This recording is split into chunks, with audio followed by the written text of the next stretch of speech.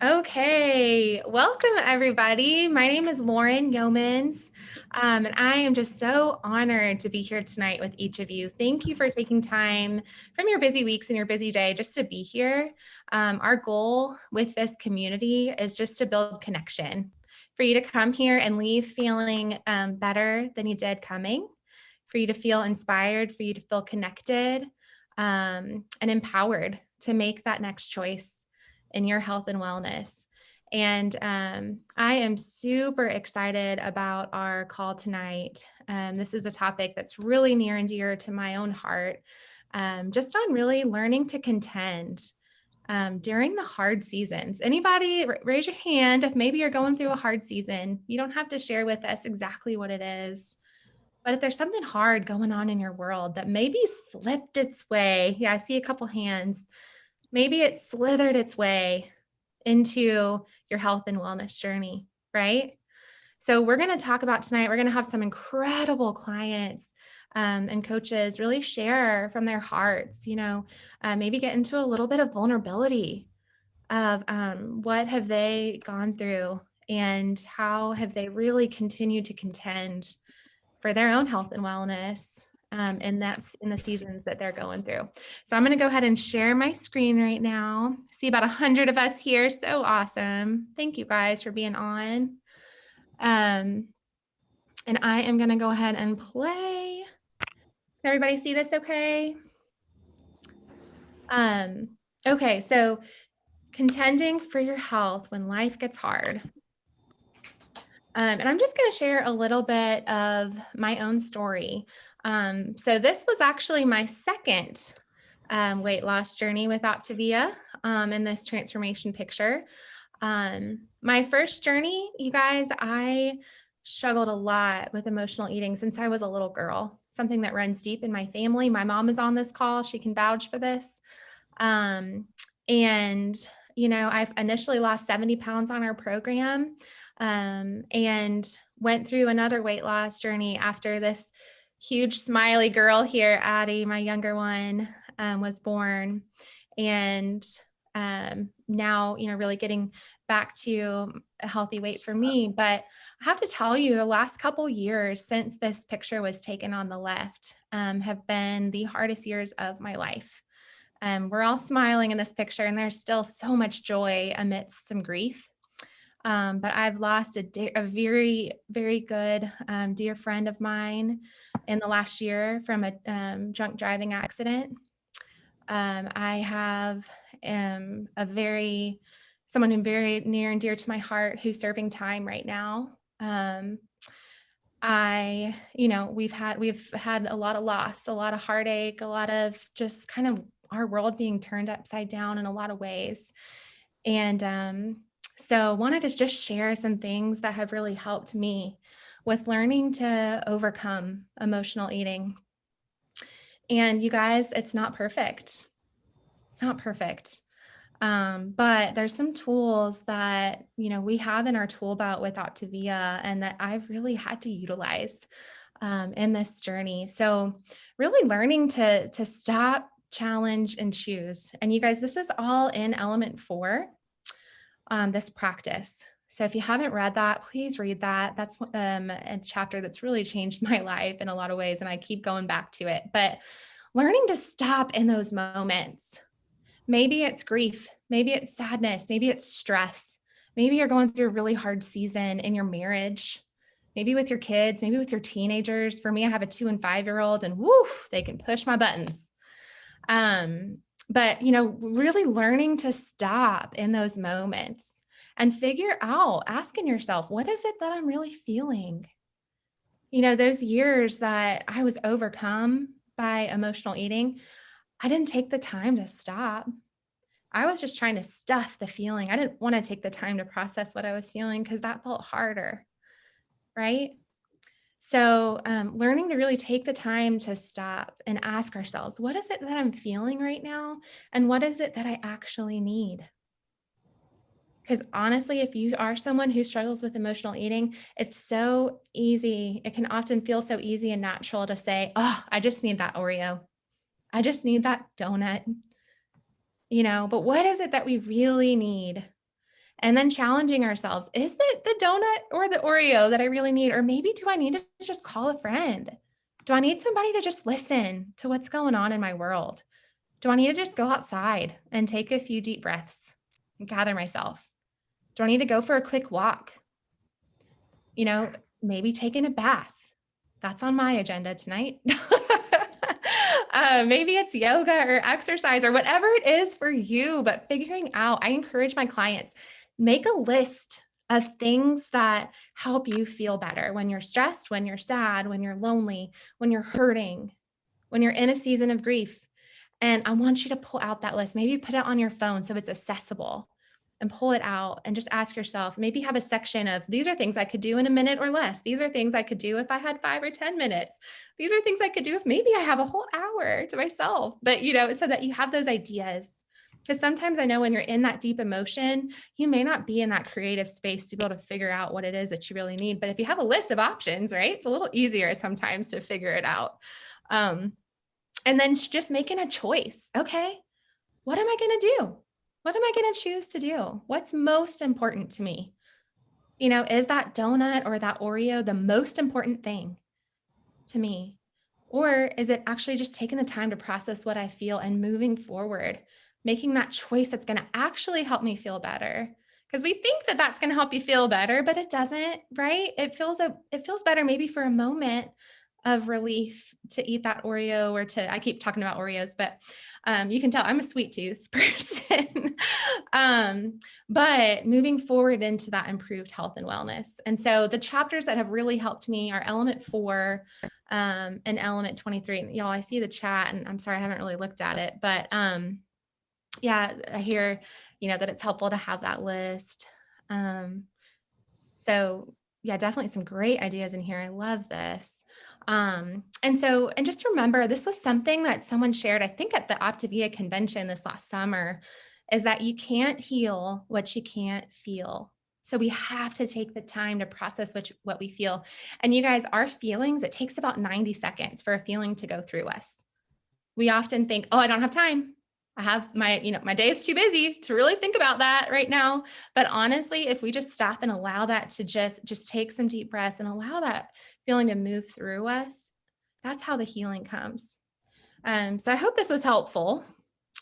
And next, I'm going to pass it over to Emma Borden. And Emma, would love for you to share a little bit about your own health journey, and when you got started, what you experienced, and then some of the battles that you're facing right now and what's helped you. Oh, thank you so much. Good evening, everybody. So my name is Emma, and really 4 years ago, that's when I started my journey. As you can see, that's my lovely family. My husband and I, we have 2 children, and was just living life. But life was happening since my daughter was born. She came with some really congenital conditions that we had to deal with, just to get her to be able to live a little bit of a comfortable life. And so she's 15, but she has had 12 major surgeries. So if you're a parent here, if your child is going through it, you're going through it. So it was really hard, but we just keep dealing with it until 4 years ago. I just discovered, like, she's told me one day, like, Mom, why are you always so angry? Whoa, that really got to me, because I'm raising my children, doing the best I can do for them. But if I'm not giving them my best, that was really something I had to think about a lot. So I said, first, I'm not an angry person, but I had to, like, sort out my thoughts. Like Lauren was saying, if you can't feel it, you can't even help it, so I had to really take time, sort out my thought. And I discovered that it wasn't just, it wasn't the kids, it was me. It was all me. I was almost 50, 48 years old. And I was stressed. I was tired. I was taking it out on, mostly everybody. So then coupled to that, my husband's health was declining. He had an amputation, as you see him sitting in the chair. So it was a lot. It was a lot of heavy stuff. But, I didn't have structures. That was my problem. I didn't have a community. That's true. I can really, talk to my family, and all. My doctor was like, you have to start adding positivity, things that will help you in your day. If not, you're really gonna die. So I know how to look good, but I was not feeling good. That is the truth. I was not feeling good. My health was declining too. I was getting heavier and heavier by the day. I'm so sorry, my video was off. I was getting heavier and heavier by the day, and I was frustrated. So my problem was stress eating. I was stressed. I had a lot of inflammation due to stress, and I was eating and making it worse. So I used to exercise, but now my knees are hurting because of the inflammation. So I can't even exercise, and I'm more stressed. So it was stress. You eat, you don't exercise, uh, your health is going down. What else is happening? My my family is not falling apart, but the health of people I love is just, going out of my control. So I had to do some things. So I discovered our program through Facebook. It was one of my sister-in-laws that was doing it, Matilda. So she eventually became my coach. Lauren is my mentor coach. And it changed my life right away. I saw her losing weight. I knew I could do this. So I started my program the same day my husband was having an amputation. So guys, ladies, gentlemen, I'm just saying, friends, I don't know what you are going through that's stressing you up. You're sitting there thinking you don't have time, you cannot do this, but this has given me so much structure that I know, one, I'm doing something for myself daily. I fast forward, I have lost 50 pounds, 4 years now. I kept it off. Yeah, it has changed my life, really. Just last month, my family went on vacation, and my daughter was like, Mom, you have so much energy, like a teenager. And yes, that is how the program did not only change me, but starting the program really just changed my mindset about everything. It gave me the support I needed to know all of you and come here every week and listen to this, each and everyone's story. Life will happen, you know. I thought it was midlife that I was heading to, and I was the stereotypical midlife woman. But guess what? This is the new stereotypical midlife woman. So we can all change that, and that's what I'm changing. And I'm here to tell everybody, don't sit in that stress. There is a way out, and Optivia has been my way out for my health and for my business, So my business now is really to tell as many people as I can tell about this program, to how I really go about my day now, with the structures is the community is great. I plug into it. I talk to Lauren every now and then. Every week I talk to my coach, Lauren. I have the community. I support my clients. So I find time in my day to just really focus on me first. The first thing in the morning before anybody, I know self-care is number one. First, I am the centerpiece. If I fall out, everybody gonna fall out. So I must take care of me. So yes, I have been putting me first nowadays. It's me, then everything else. As you see, I'll do my self-care first thing in the morning, then I help my family. So I'm a full-time healthcare, not by choice, but I am a full-time healthcare giver right now for my home. But Optivia doing the program, doing the business has helped me so much. And I want to encourage anybody, everybody listening to this, please, if you're struggling, do not sit there and just think that you need extra time to do this. This is the way, the obstacle. Face it. With the structures we have in place already, you can do it too.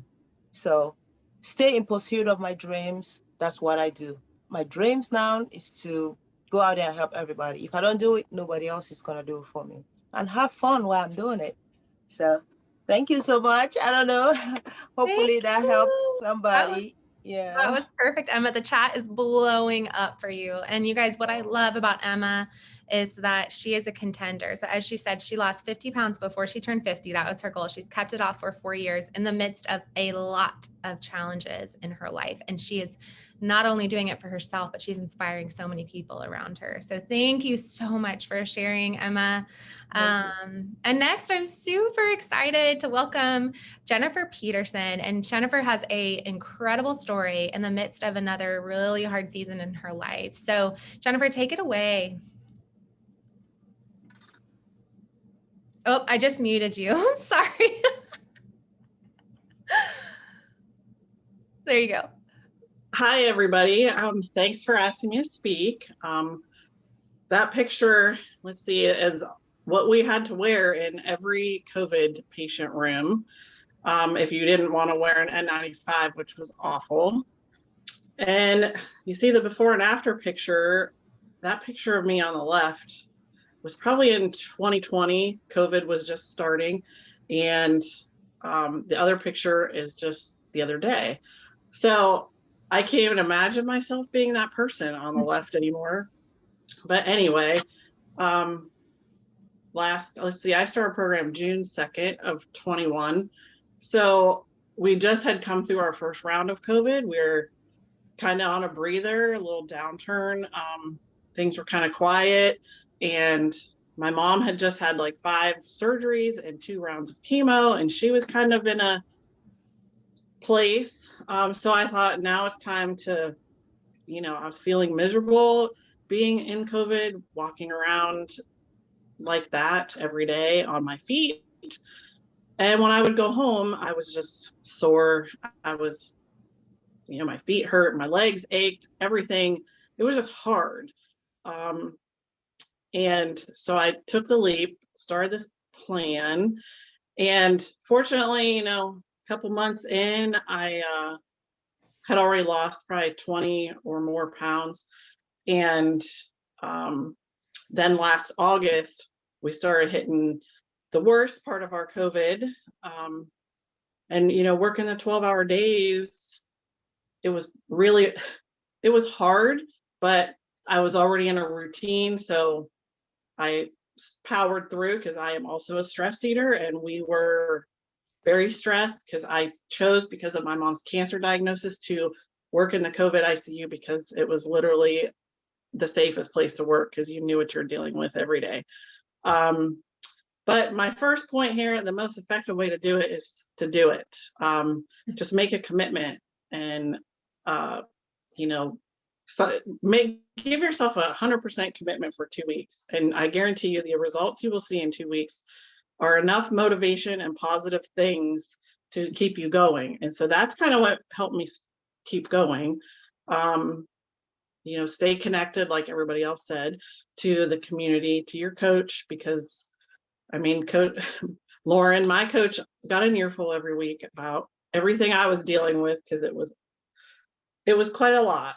My next point is to stop using food as a reward. That's what I did. It's not a prize, but we saw hard things, and just to put it in perspective, we're like 170-ish bed hospital. We're small, a community hospital in a rural area. And last, I think, September, we had 58 total admissions into our little ICU for no matter what diagnosis. 25 of those 58 patients died. 21 of them were COVID. So it was stress times 10. And being a respiratory therapist in a respiratory pandemic, I mean, nobody knew who respiratory therapists really were before COVID, I don't think. And so I would stuff my emotions because I was the one going into all those rooms and withdrawing the care. So, you know, going out and there'd be, admin, everybody sending in the healthcare heroes, all the pizza, donuts, you name it, it's there.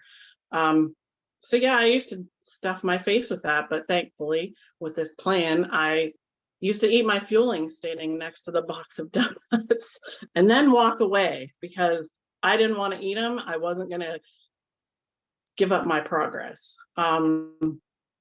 Work smarter, not harder. This is one of my favorite mottos. Because when I don't like to cook, I don't like to grocery shop. Not a hidden fact there.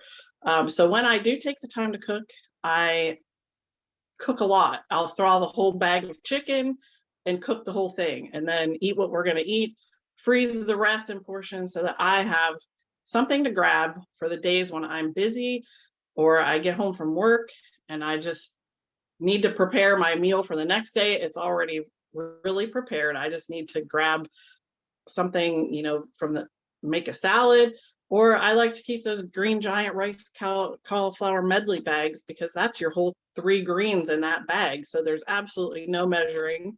You don't have to calculate anything. And I will do that. So I have all these leans in my freezer. I just went on a week-long camping trip and I didn't even cook anything but one steak because I had it all in my freezer and it was ready to go. And, because who wants to cook on vacation? My next point is not having a plan is giving you a plan to fail. When I work 2 and 3 days in a row, the night before I pack my salads or whatever I plan what I'm going to have, leftovers, I stack it in the refrigerator and have it ready to go because I don't have a lot of time after work to mess with it and I don't want to after a long day. And I also use the EatWise app to remind me to eat because it's easy to get distracted at work when you're busy. And, there was times that you get stuck in a room. And I think once or twice, I actually had to go 5 hours without eating because I was going from intubation to intubation, 2 or 3 patients in a row. And you just can't drop what you're doing to go eat. And my other point is to avoid temptations at work because work is my biggest pitfall because I have no control over what comes in there. I have control at home, but not at work. And I also work with coworkers who always say, you can have just that one bite. It won't hurt you. Well, would you say that to a recovered alcoholic about a drink? Would you say that about somebody who quit smoking? Do you want a cigarette? I mean, it's no different with food. When I am a sugar addict for sure. So, I carry 2 bars in my pocket at all times in case I get stuck away from my bag where the rest of my food is. And let's see, what else? Work, stay out of the cafeteria because that's where good things are. And I used to go down there and, breakfast, lunch, and dessert every day when I had time. So, I just stay out of the cafeteria because there's nothing really down there to serve me anymore. So I don't go. But during all that time, when there was so much death and devastation and illness, this program gave me something positive to cling to because obviously there was not much going on positive at work. And because it seemed like there was no end.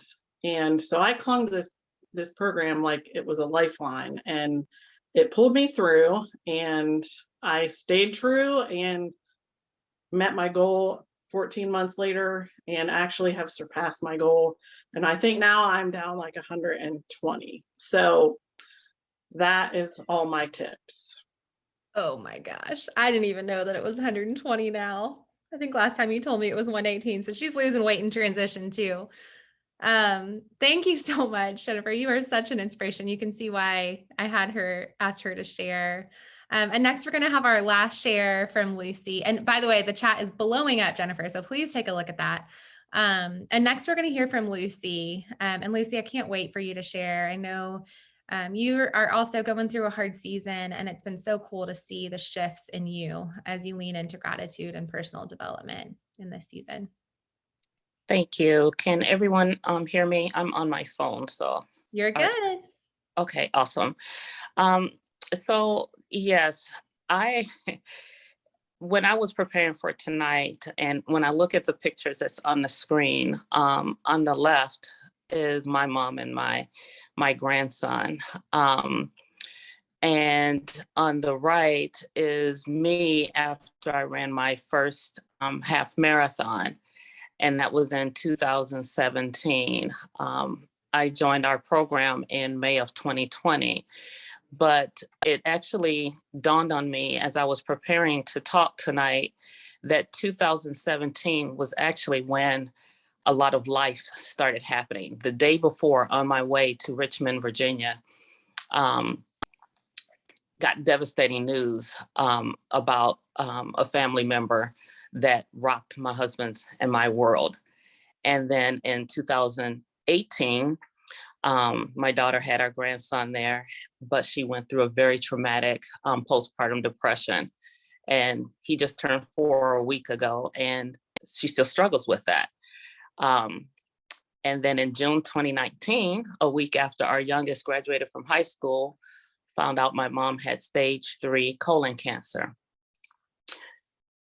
When I came into this program, I began our health journey because what really drew me to our program was the focus on self-development. And we like to say, or I like to say, that it is a self-development program with a nutrition component. I knew that there were things that I needed to work on outside of just the physical. And what I loved about our program was the fact, and is the fact, that you take the time to really go deep, and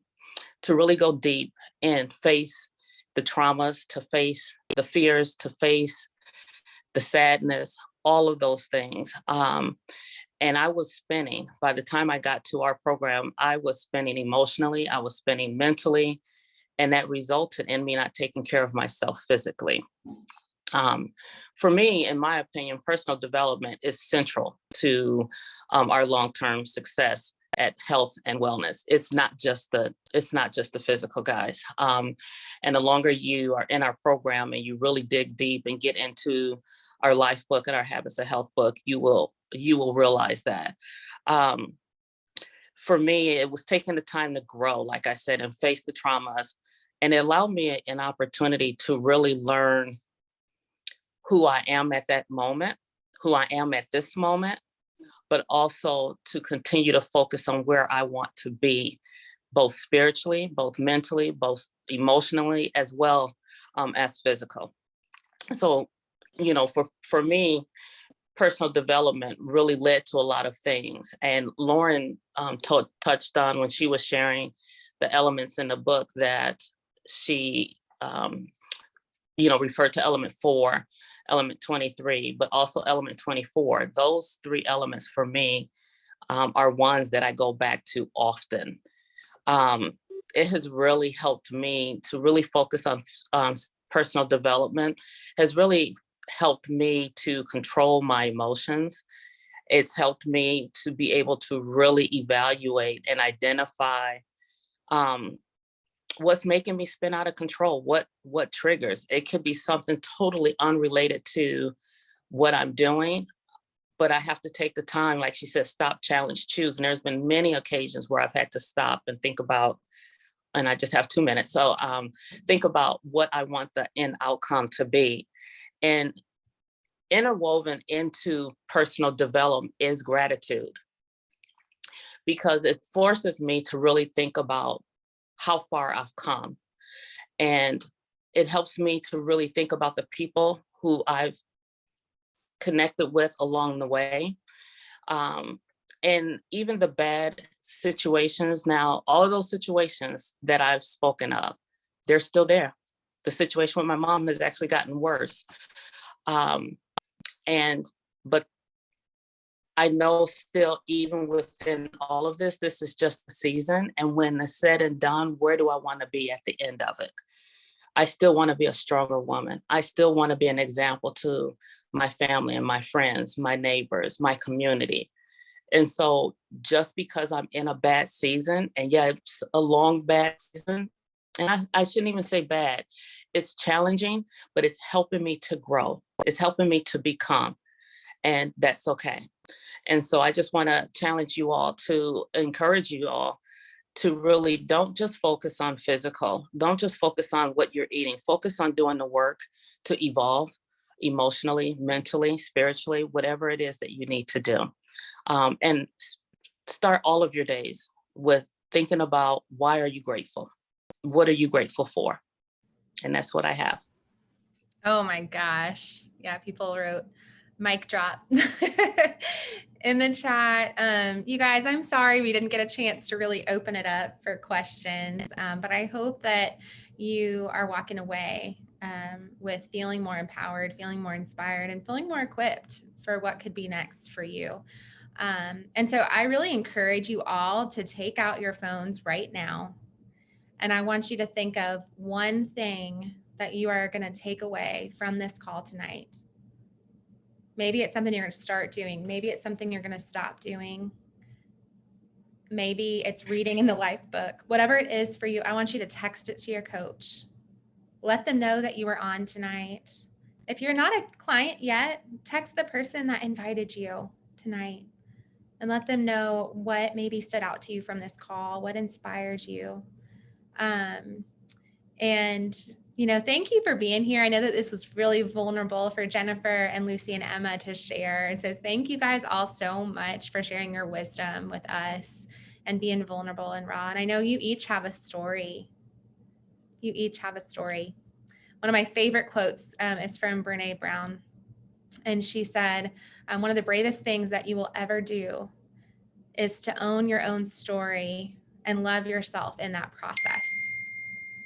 And so I just got a text from one of my clients. I love that. Thanks, Megan King. And so just want to encourage you guys to own your own story, love yourself in the process of becoming, and just take that next step. So thanks for being on tonight. And I hope that you guys have an incredible week. And thanks to everyone who was able to share.